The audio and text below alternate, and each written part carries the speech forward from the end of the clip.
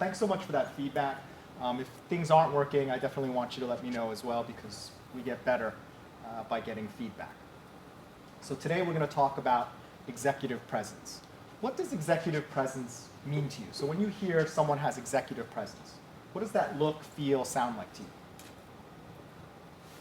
To me, it means kind of like owning the room and making sure that everyone knows you're there and like they can feel your aura or the fact that you're in the room without you having to really say much. So owning the room, drill down on that. What does that mean, you own the room? I think it kind of has to go with like you have a lot of respect from the other individuals in the room, have built up trust, and are thought leaders. So the fact that you're in the room gives you there's some type of expectation that you're going to talk. Okay. Or say something thought-provoking. Right, so there's an expectation that you will do something, right? And then last thing, before I ask for someone else, you mentioned aura. What did you mean by when you said there's an aura? Something that I've been like really thinking about like towards the end of this last year and early on in this year is like really like the energy you kind of put out into the world, right? If you're kind of talking about working out earlier, if you're working out, if you're feeling confident, if you're positive, if you're kind of always having that internally and pushing that out, I think people really feel that. And once you're able to connect with individuals, like if you're constantly pushing out positive energy or vibes, as some people may say, it's called, I think that kind of resonates with people. And that would be like aura. Absolutely. Other people, what do people think of executive presence? So I used to think, like in a traditional work environment, I feel like a lot of executive presence is also somewhat artificial. How so? Because there is a hierarchy. Okay, like a title and a so position? So then you have this title, so you already walk into the room with the expectation that you're supposed to have executive presence. Okay. So now going into a completely different work environment where no one has executive presence, I am very intrigued by how that like actually comes to life. And some of the things I've noticed is that while everyone is very much approachable and doesn't necessarily have that artificial like sense of title and presence, there's a lot of people who sit back and listen and then just observe and then speak, and that just capitalizes the entire room. So I don't know if there's an element of less of your exterior behavior and more of like the action you put out later. I'm trying to navigate it myself. So yeah, these are great. These are principles that definitely go into it. Let me ask you a question before I get to Jonathan. When you said there's a hierarchy and there's a role, have you ever come across someone who has the title but doesn't have the executive presence? Now, yes. In previous organizations, no. Interesting. Okay, so there was like a cultural thing going on. Yeah, I feel like maybe it's just something that's unique to the tech startup world, Sure. but I feel like there's a lot of people with title that don't necessarily have executive presence. Great. I'll just comment on what you said. I think in the fintech world, or the world of apps and tech, that environment it's very prominent. And then you go into banking. I live in those two worlds. Mm-hmm. I see. And in banking or corporations, people dress up and they're like very formal. Yeah. And then on fintech, but that doesn't mean that on fintech, if people are not dressed formal, that they're not as capable and as substantial as other individuals in other industries. So what I think about it is I divide it into executive and presence. Okay. And to me, the word executive means the ability to execute, right? That you know what you're talking about, or you have an understanding of that much more so than the average person on one particular topic, and you can execute it. And presence means the presence that you convey the message that can actually be done, regardless of whether you are in a bank or financial technology scenario. Executive presence means for me, do you have that presence of conveying that you have the knowledge to execute whatever it is that you're there to do. So, Jonathan, I have to give you a gold star. That's almost exactly word for word my definition of executive presence. So what, you nailed it. A lot of times I ask people and they kind of circle around it, and they're not quite sure. They get some of the details, but you totally nailed it. So the definition I have for executive presence, which you just heard from Jonathan with some additional detail, executive comes from the word exequi, which means to carry out, right? So an executive is someone who carries out plans, right? You become an executive. Why do people say you're the executive and not you? Why would they decide to, if there's two people who are running for the promotion, and we're saying we're going to make this person the executive, this person's going to stay the support person. Why do they pick you? What makes them pick you as the executive as opposed to the other person? You're equal levels, you've been doing the same work, but why do you get the nod? Leadership, taking charge of what's going on and Yeah. initiating. And what does that help you accomplish? You're actually getting towards the task of like completion of, bringing the plan to action. Yeah, getting things done, right? An executive is someone who gets things done. You don't become an executive by looking good, sounding good, but not actually accomplishing anything, right? An executive gets things done. A CEO's job is to move the stock higher, to keep the shareholders happy, to feed and nourish the employees, right? To have good relationships with the clients and the vendors. They get things done. So that's the executive part. Thank you so much for that. And the presence means, and this goes back to something Dan was saying with the aura, you don't actually have to do anything yet to have executive presence, right? The word is executive presence, not executive doing, right? So you walk into a room, and let's say there's 10 people there. Can you tell who the top dog is in that room? You can't.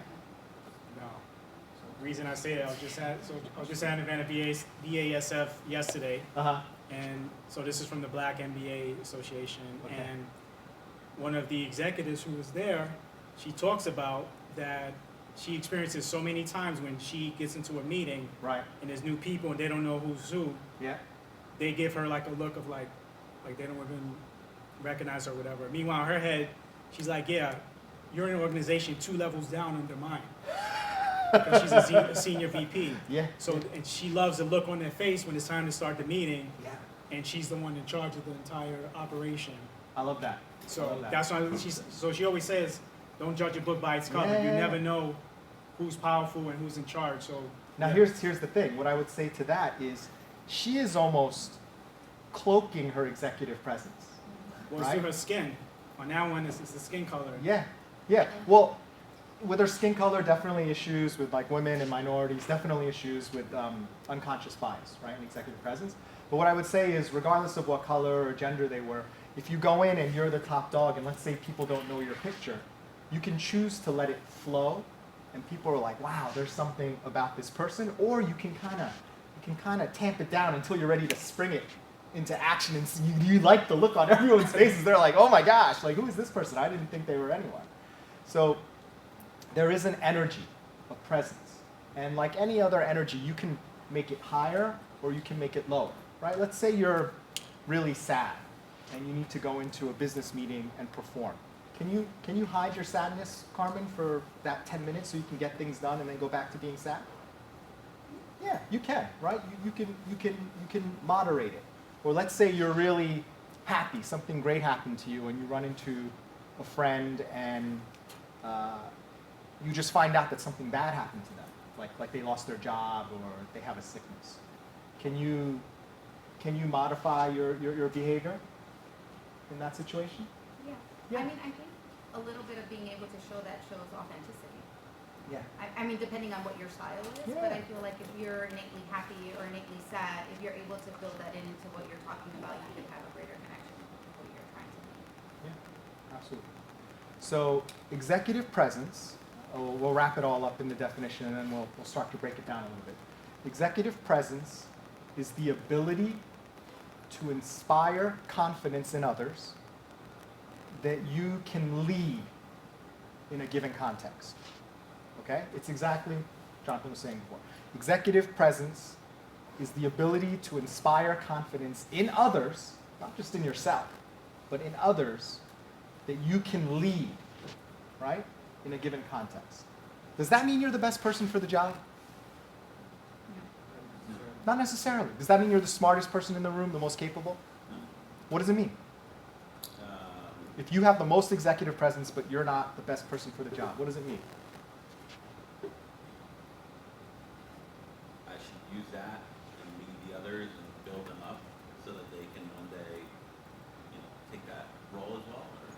Yeah, absolutely. You can use that, and in addition, it just means that just because you have presence and people believe in you doesn't necessarily mean you should be the one leading. Sometimes you build someone up and say, oh, let me give this person a chance. Or another person is better suited to it. I'm going to step to the side. Even though everyone looks at me, because my executive presence is so strong, it's better for the organization to have this person lead. And maybe I need to help them and get people to believe in them, but it shouldn't always be the person with the most executive presence leading. Because what can happen if you follow someone who's got great presence but doesn't know what they're doing? What can happen, Merton? I mean, there could be a ripple effect of things going wrong. Yeah. Drastically, especially from the top down. Yeah. Now let's flip it for a second. Let's say you have great executive presence and you know what you're doing. How does that help, Sarah? Say it again. You have- Let's say you have executive presence and you know what to do. How does that executive presence help you in terms of leading a team or getting things done or interacting with people?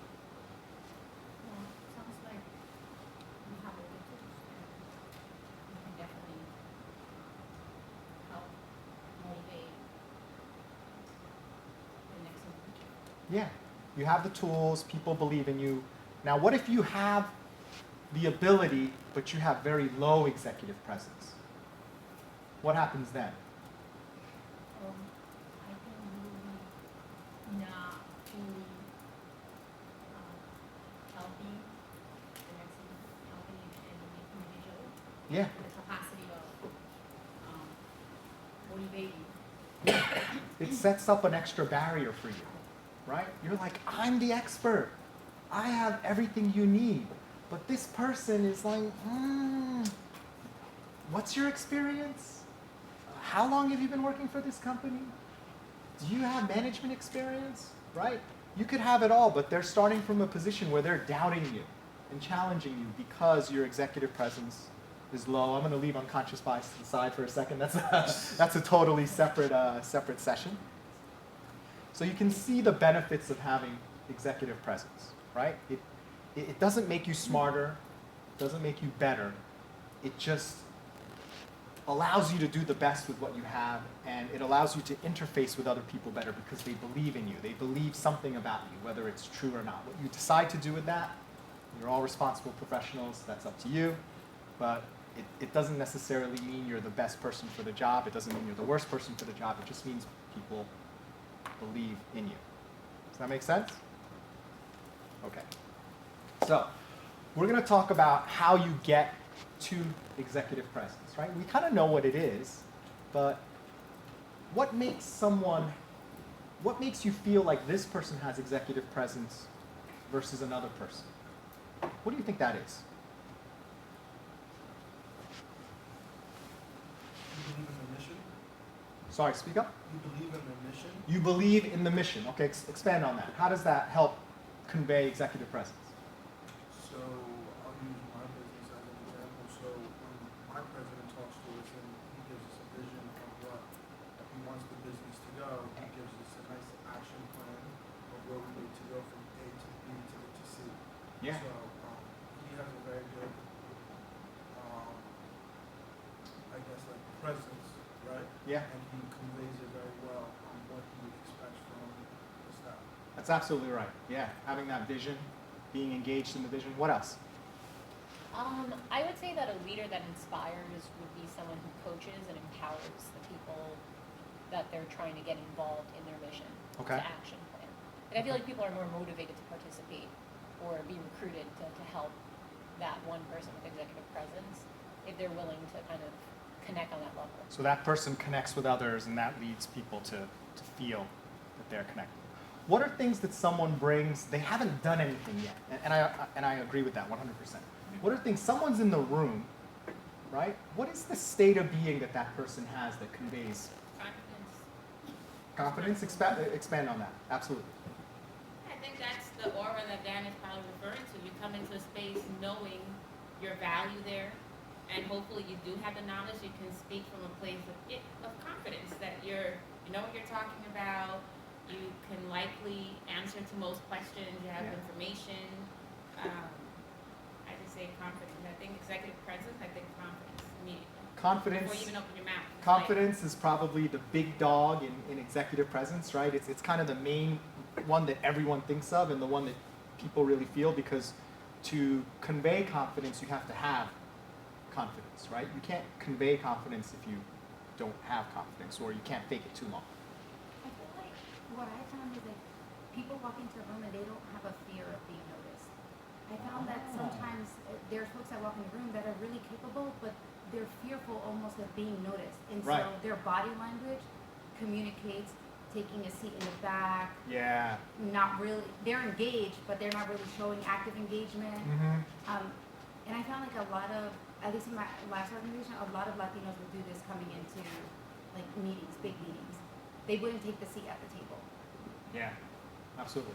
Yeah, One one more, thing Luis. I would say too is, you know, I've met people who maybe they're executives in title or whatever, and like I meet them and like, this is the thing, for me, executive presence is about presence, right? So no matter your level, you could be the CEO, but if I'm talking to you and you're like this, then you're not present. It doesn't matter how executive you are. For me, you look like a teenager, someone in high school, right? So executive presence is, are you 100% engaged in this millisecond in the discussion and the topic we're working on? That's executive presence. So bring your presence and you'll be seen as an executive. Luis, I love it. I'm going to be out of a job soon.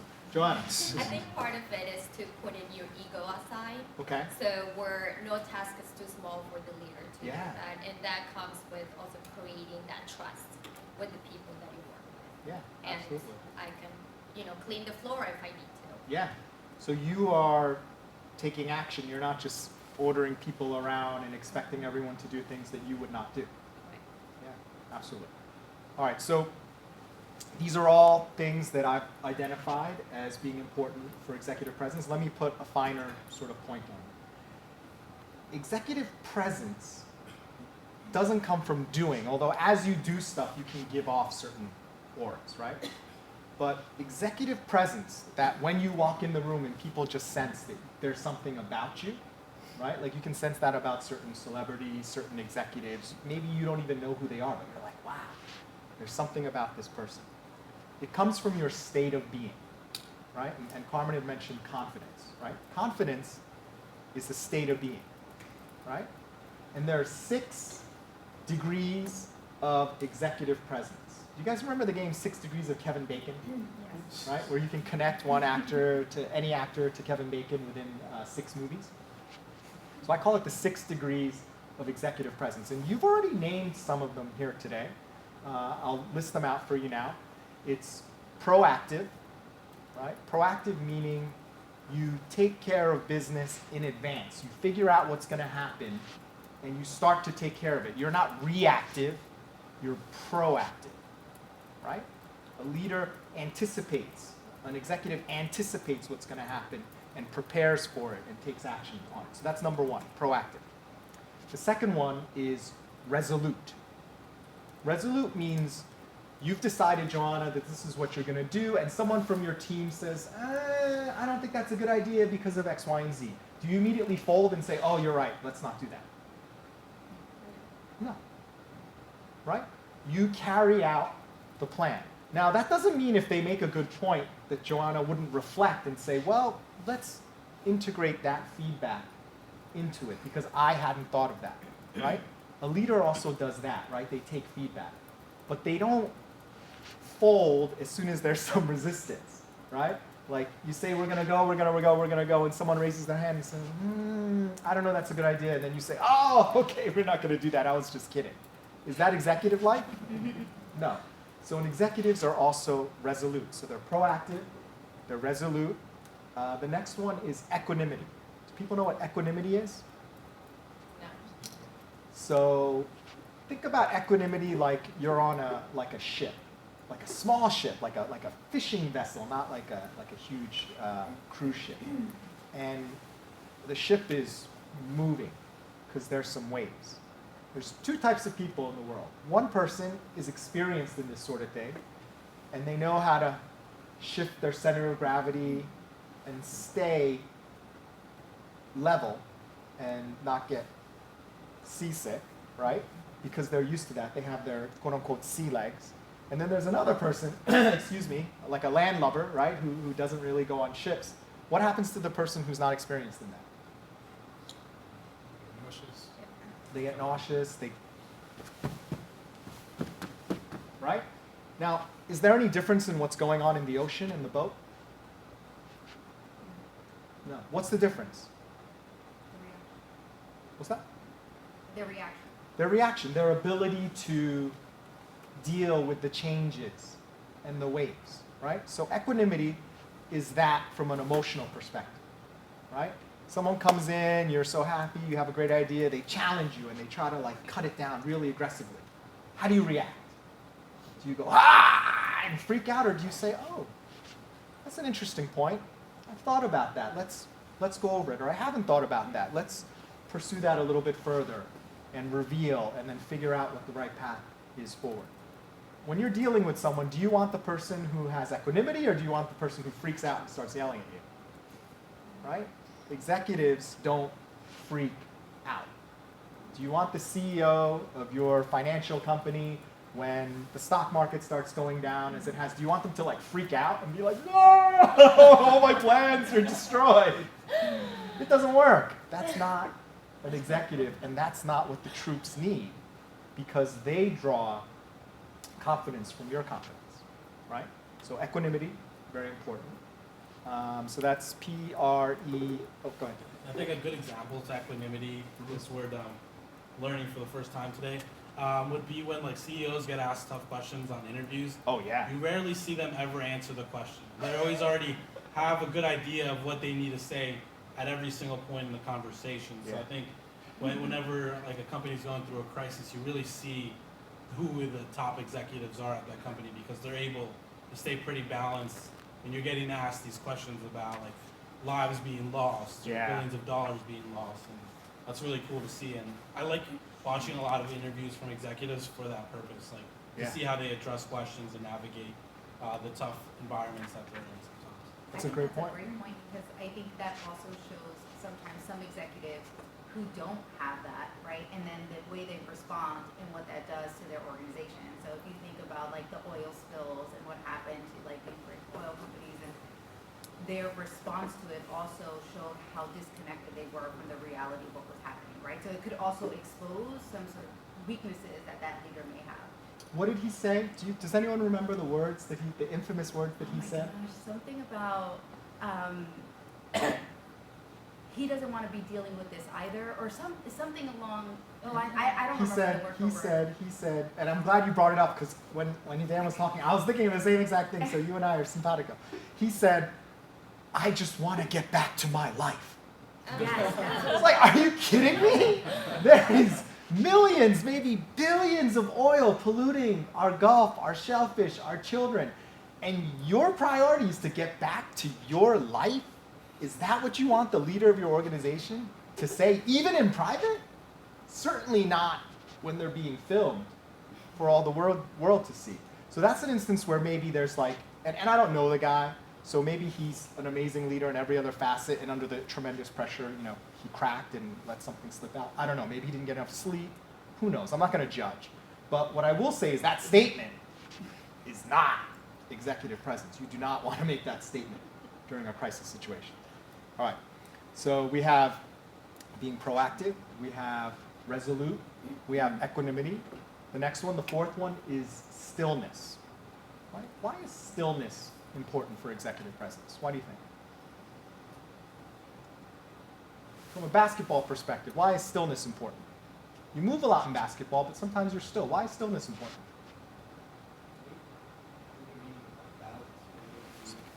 You'll be off balance, you'll be nervous, Uh-huh. and you won't be able to play well if you're nervous, if you're like just not focused Yeah, and not like in the game.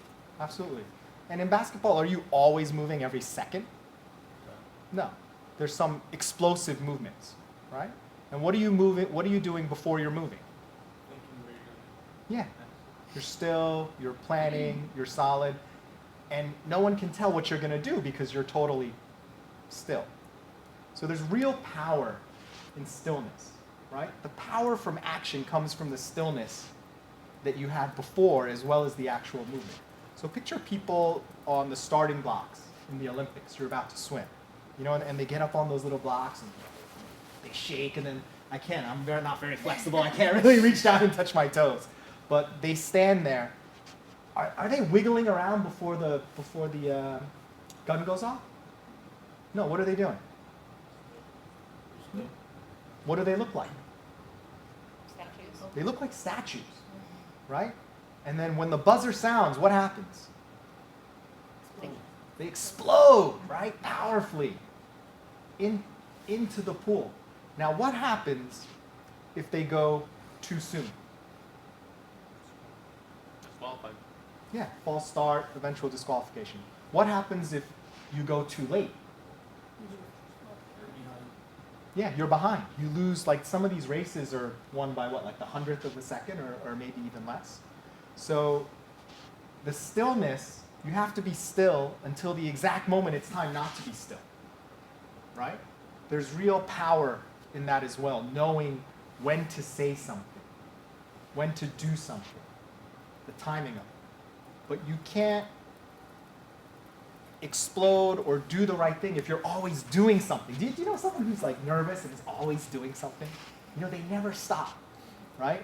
So it takes away from the power of the one thing maybe that they should be doing or could be doing because they spread their power all over so many different things. So stillness, also very important for an executive. The next one, I'll go over pretty quickly. It's being engaged, right? Because this has been brought up here. I think it's fairly obvious. You have to be engaged with your team. You have to be engaged with your vision of the company, right? That makes people feel like, wow, this person is an executive. You have to be engaged with the task that's at hand, as Joanna was saying, right? You can't just be like, oh, this is what we're going to do, guys, go. And then you totally check out and say, give me a report once in a while. Does that feel very executive to you? That you feel that the person in charge has no idea what's going on unless you tell them? No. They can't know everything, but they have to be engaged to see when you come into the office and you're having a hard time and they say, can I help you with something? Because you're not your usual self, right? They're engaged with you, the mission, and the task, right? So we're proactive, resolute, equanimity, stillness, engaged, and this almost spells out presence, so it makes it a little bit easier to remember. P-R-E-S-E-C. I'm going to skip over the N.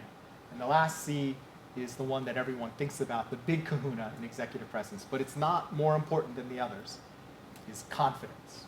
All right? I'm going to take just a moment. What is confidence to you?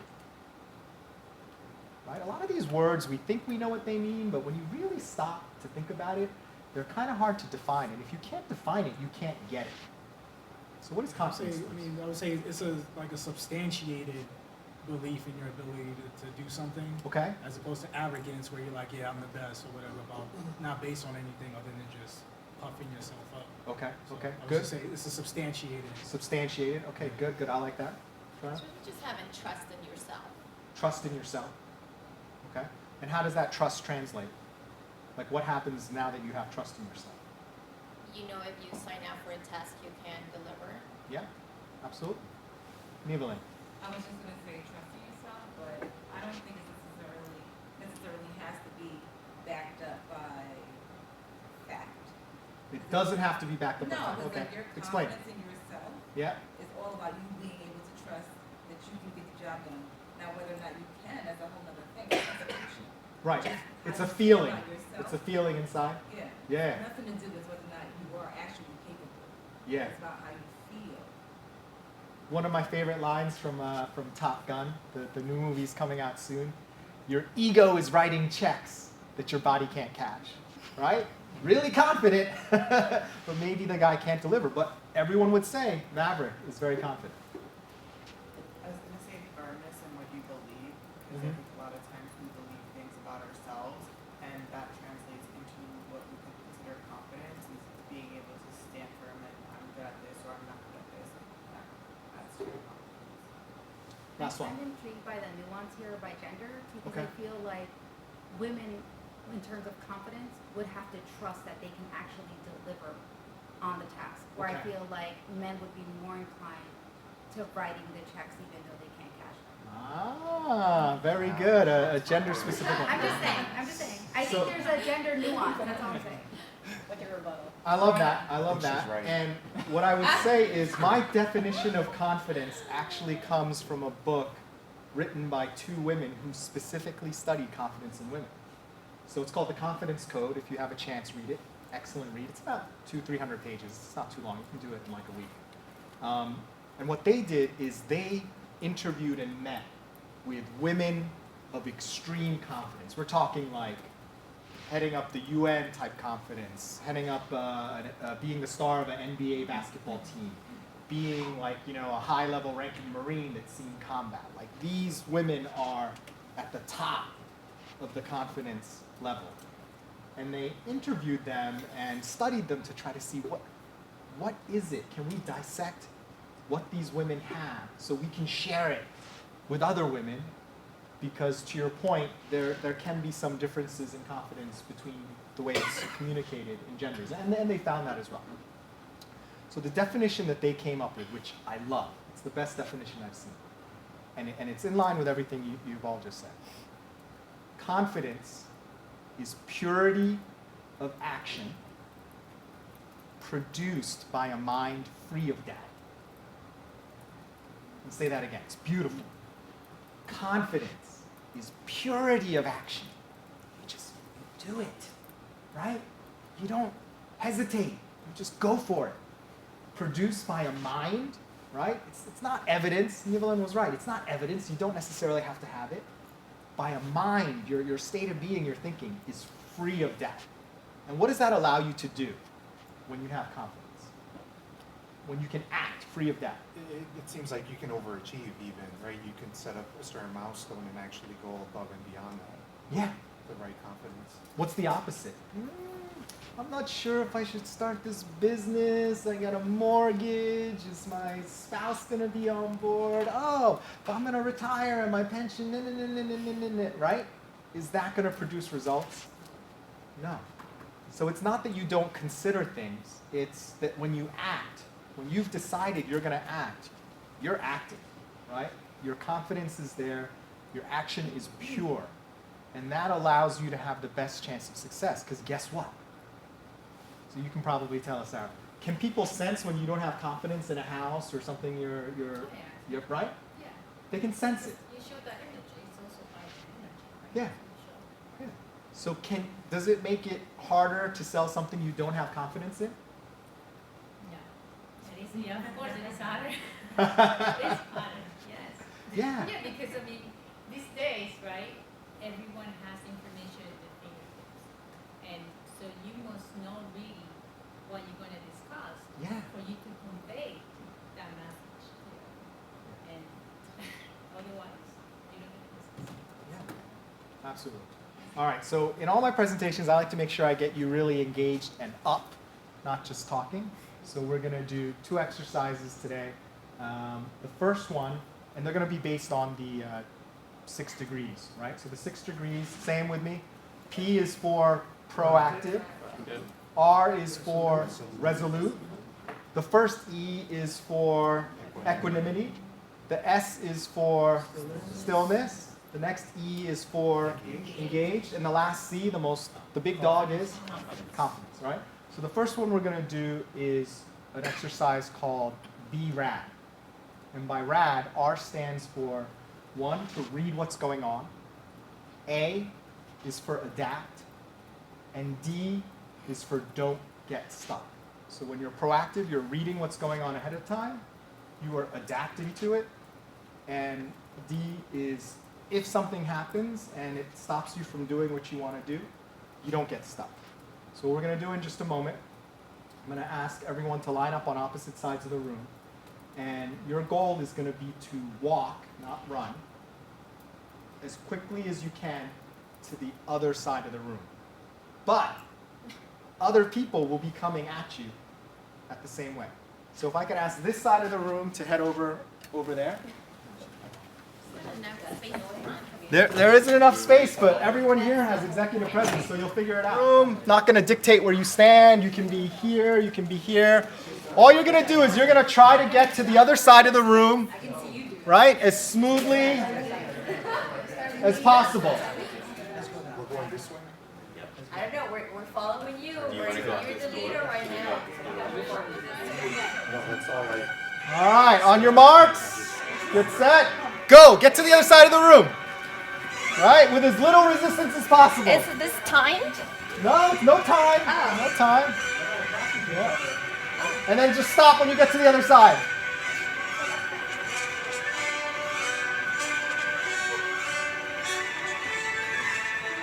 All right, we're going to do it one more time, and then we're going to discuss what happened. On your marks, get set, go. Find the path of least resistance. Get to the other side of the room.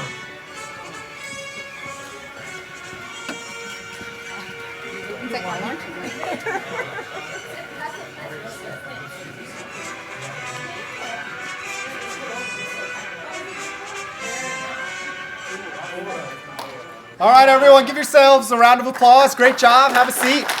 Have a seat. We'll discuss what you just felt, because it's important that you feel the experience of being proactive, not just mentally.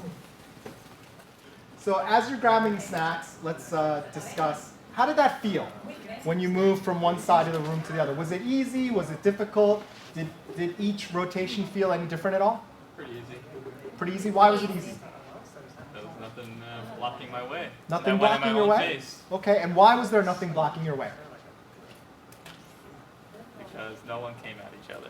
Yeah, Clear sight. but you chose a path. Yep. What if you had chosen a different path? Well, it's just making it harder on yourself when that's a needless route to take. Yeah. You know, you always try to take the path of least resistance. Now, there's this great term that I love, self-sabotage. Do we always take the path of least resistance? It's too easy. Why? It's too easy. I love it. I love it. Yeah, You need a challenge, right? you need a challenge. Yeah. I'd say those of us who went this way, Okay. actually did see a lot of resistance, even though many of the site came this way. Okay. We had a different experience in that. So people who were coming from the back of the room had more resistance because it's more narrow and there was traffic. Now, what did you do to lessen the resistance that was inevitably going to exist? What did you do? Did you walk right into the person? No, What did you do? kind of pulled over and Yeah, everyone knows this, right? Anyone who's walked in a city knows this. There's always going to be people heading towards you. They're going to be in your way. Do you just walk like this, like a statue, and try to see who gets knocked down first? No, what do? You avoid them? Yeah, and let me ask you something. Do you wait till the last second to avoid them? Do you play chicken, and at the last second you go, ah, and jump out of the way? No, what do? You move forward and hopefully get out of my way. Yeah. Now, the way it works best to avoid getting stuck is you signal where you're going to go prior to the resistance coming, right? You're on the street, people are coming towards you, and you kind of like shift your body this way. And magically, what does the other person do? Do the same thing opposite. They shift their body the other way, and all of a sudden, a space that only had space for one people, miraculously now you have space for two people, right? And that doesn't work as well if you wait till the last second, right? Right before you run into them, you shift your body, right? So when you're proactive, you're anticipating, look, I see this person coming towards me. This is going to be a problem, right? What can I do now? I can't.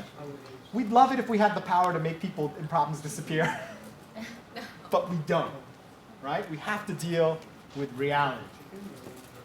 Unfortunately, to some, they have as much of a right to exist and give you problems as you have a right to exist and try to get your thing done. So we have to deal with reality. We have to deal with the person. And one of the ways we do that is by being proactive. Right? Other people, how did you experience the exercise? John? I think that I try to solve things before they happen, so I talked to my group and I felt great that we all agreed to go on one side and try to see if the other group caught the message. And Yeah? they did. And how did it work? I think it worked perfectly. Yeah, absolutely. Now, what if you hadn't done that and you had just done one rotation first and I kind of foresaw that we were going to clash. Yeah. Because we didn't have a plan. Absolutely. So that shows the value of being proactive, right? You see what the problems are, you anticipate, you come up with a solution. If you get stuck, you modify it, right? And you can see how that works better in business. It works better in life. It just works better as a human being, right? Let's say you know you're going to have a bunch of early morning meetings, or you're going to have to travel internationally. Your time zones are going to get all wonky and messed up. What can you do, being a proactive person with executive presence, to make that less of a factor in your performance? What can you do, for those of you who have traveled internationally? Adjust your sleep on the flight. Say that again? Adjust your sleep on the flight. Okay, so explain to others who maybe don't have the experience how you do that. So if you're going to LA and it's 3 hours behind, try to already adjust your sleep on the flight. So if you're taking a late night flight, pretend it's already California time when you get on that flight. Try to sleep earlier or try to hold your sleep till later. Absolutely. And how does that work? Works great. Works great. I have Because- another strategy traveling. I don't know if you may want to use it. Yeah. I went to China about 3 years ago, and I drank coffee, like three Starbucks, just to stay awake for 14 hours. So when I landed in Beijing, I was ready to sleep.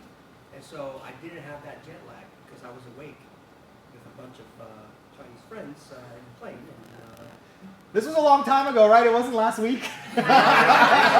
Yeah. 3 years ago.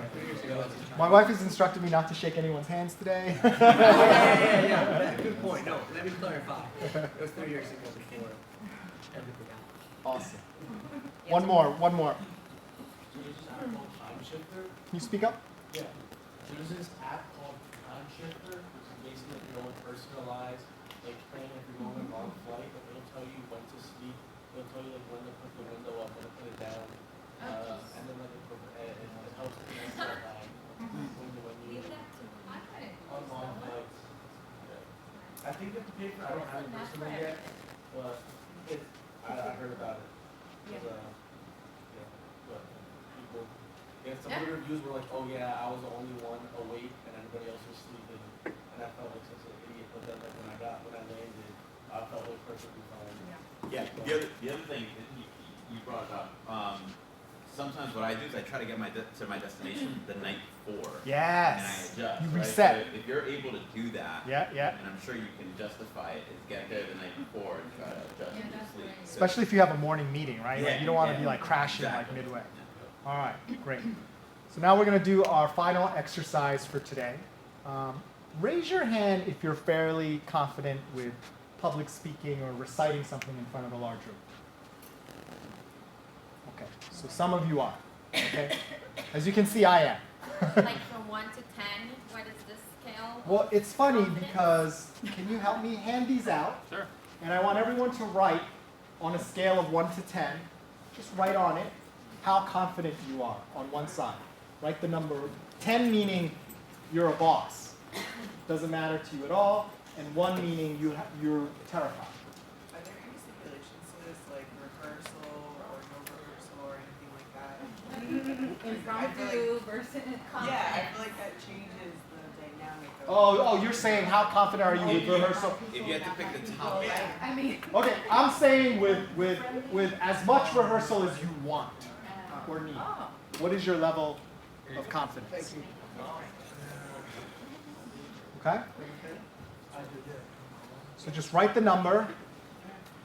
So we're going to do an exercise, and this is going to take some of you out of your comfort zone, right? In building confidence. Thank you so much. No problem. So let's go through, let's have everyone just shout out their numbers real quick. 7. 10. 10. I put 3. 3. 7. 7. Probably 7. one of these 7. years. 7. 7. 7. 6. 4. 9.5. It's a Richter scale. 6. John. 8. 6. 8. 9.5. 9.5. Another Richter scale. 8. 8. 7. 7. Okay, so a fairly confident group, right? So I'd say we're averaging about 5.9 or 6.3. I'm not a math guy, I'm a words guy, I'm a lawyer, right? So what I want you to do is organize into roughly 3 groups. So this will be one group here. This will be the second group here. And this will be the third group here. All right? So Luis, pick one of those on there. Decline Game of Thrones. Decline Game of Thrones. All right? Is everyone familiar with Decline Game of Thrones? The what? Decline from Game of Thrones. Decline? I've watched. Decline. Yeah. Okay, you may be familiar. Are you talking about like climbing the wall? When they climb the wall? It's a scene. Yeah, stop watching it. All right, so you may be familiar with it. Well, you could just watch it all now. Wait and All right. Chaos isn't a pit. Chaos is a ladder. Many who try to climb it fail and never get to try again. The fall breaks them. And some are given a chance to climb, but they refuse. They cling to the gods, or the realm, or love, illusions. Only the ladder is real. The climb is all there is. Does that sound familiar? It's a great speech from Game of Thrones by Peter Littlefinger Baelish when he's talking with the spider and they're conspiring and they're saying, you know, what's happened. So on that card, there's 3 different speeches of about equivalent length. In your group, you're all going to work together to be able to do what I just did in about 10 minutes. Okay? So you're going to pick one person in your group that's going to go up, but you're all going to learn how to do it and work on it together. You can just look up, you can just Google where it is, or it's on Slack. I've included. And you should pick someone who's not the most confident. That's the only person who can't go. You cannot. You don't have to pick the lowest confidence person, but you cannot pick the most confident person. So if you have the most confidence, you have less to gain from this exercise. You got to be in the middle at the bottom. So you got 10 minutes, and then we'll wrap up. All right, we're going to start with our first group over here. Who's our volunteer victim? Casey. I'm a victim. Okay, who's our victim? Come on up. Come on up. You've been told. Come on up. You'll only girlfriend. All right, everyone, pay attention. We're gonna have our first impromptu speech. All right, group. All right, we're gonna get started. So everyone, please pay attention to Casey. All right. Do I have to stand up? Yeah, you gotta come to the front. It helps. Can you not take pictures? Make sure you pose full. We're recording it. All right, everyone, give her a round of applause. Yeah. All right. So what is your speech that your group picked? Chaos is a ladder? Is that? Yeah. Climb. That's it. The The climb. climb. All right. So let's go. Let's hear it. All right, so in summary, looking at the speech and how we all kind of interpreted what it is there's really no growth in comfort. You know, everyone has their fears, and it really, success is really about how you overcome those fears. Public speaking being one of my fears, and here I am. I got voluntoed to come up here. But essentially, I feel like in order to climb the ladder, you really need to put yourself in very uncomfortable situations, or you will never grow and will never reach your utmost potential. So, fail forward, everyone. So, do you have the speech prepared at all? That is the speech. That is the speech. Oh, did you want me to actually memorize the speech? Yeah, I no, didn't that's fine. memorize That's the fine. speech. That's good. It works. This works. Next. Who's next on group 2? Huh? Fail forward. Well, I didn't do what I was supposed to do, apparently. I want you to write down how confident you are now that you did what you did. I feel relieved. So write down your I confidence. survived. Yeah. All right, everyone, pay attention. We have our next person. Okay. Confidence builds. All right, which one did you pick? We did the days and The days of wine and roses. All right, let's hear it. okay. I got it. 'Cause I have a bad memory. Okay. They are not laughter. They are not laughter. The sweet. Oh my God, I just forgot it. They are not long. They are not long. The weeping and the laughter, love and desire and hate. I think they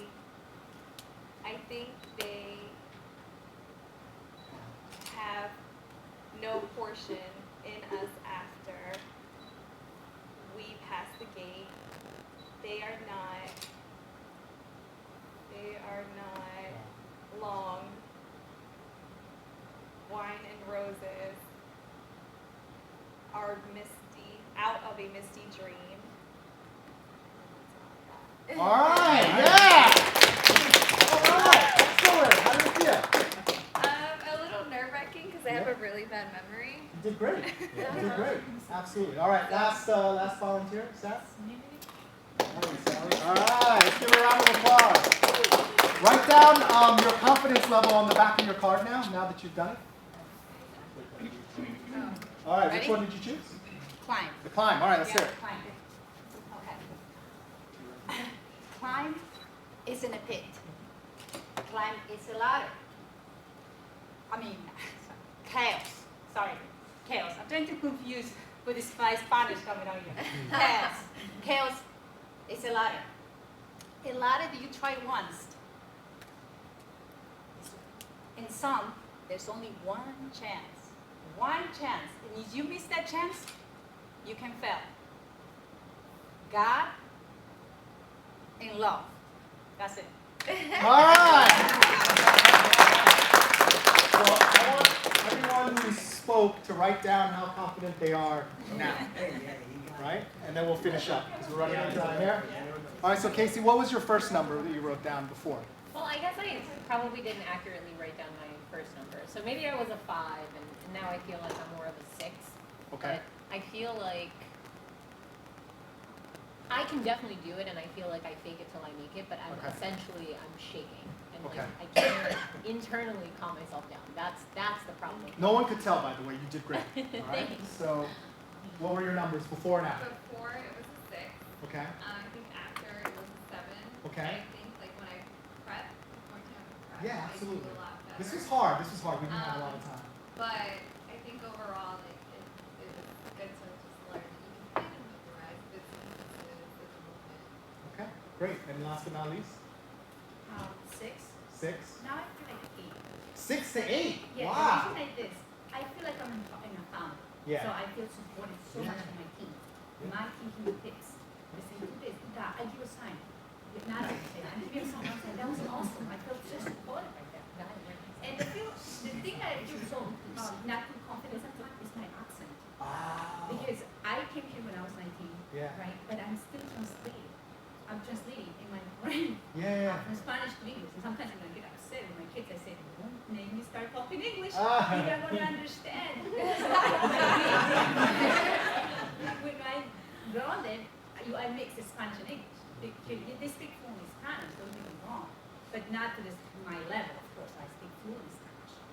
And so, I have this at home. We speak Spanish. And outside home, mom speaks English. Or tries to speak English.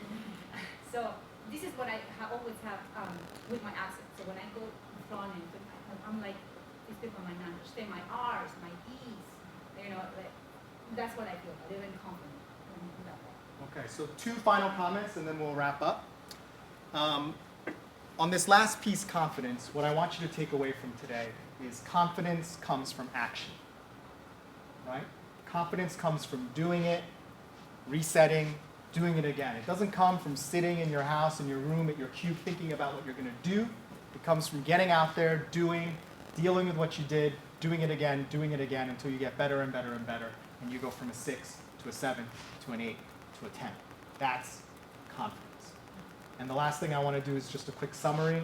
What are the 6 degrees of executive presence? Say them with me. P is for? R is for? E is for? S is for? E is for? And C is for? All right, give yourselves a round of applause. Thank you very much. Great job, everyone.